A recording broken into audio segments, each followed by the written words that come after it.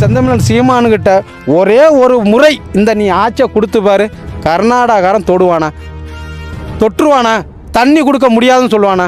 ஒட்டுமொத்த தமிழ்நாட்டுக்கும் ஒரே ஒரு மாவீரன் வீரப்பன் எல்லையில் இருந்தானா இல்லையா? ஒட்டுமொத்த தமிழ்நாட்டுக்கும் ஒரு எல்லை காவலனா கர்நாடக எல்லையிலும் தமிழ்நாட்டு எல்லையிலும் இருந்தானா? எப்படி கரெக்டாக தண்ணி வந்துச்சு? தூக்குனானா இல்லையா ராஜ்குமாரை? விஜய் அவர்கள் எதுவும் கண்டனம் தெரிவிக்கிறாங்க? அவர் கண்டனம் தெரியல, கண்டனம்னு சொல்கிறதுக்கே கண்டமாக வராரு. புரியுதுங்களா இல்லையா? கண்டனம்னு சொல்கிறதுக்கே பயப்படுறாரு. அதானே பிரச்சனைங்க. அப்போ அவனுடைய நிலைப்பாடு என்ன? தமிழனா லுச்சாப்பைய தானே. தமிழனை யார் வேணாலும் சுடலாம், யார் வேணாலும் கொல்லலாம், அதை கேட்க நாதி இல்லை. ஏன்னா தமிழ்நாட்டை ஆடுறது தமிழன் கிடையாது. அந்த தைரியம் தம்பி. ஃபஸ்ட்டு என் எய்த்த வீட்டுக்காரன் என்கிட்ட சண்டைக்கு வரணும்னா ஃபஸ்ட்டு என்ன நான் இருக்கான்னு பார்ப்பான்.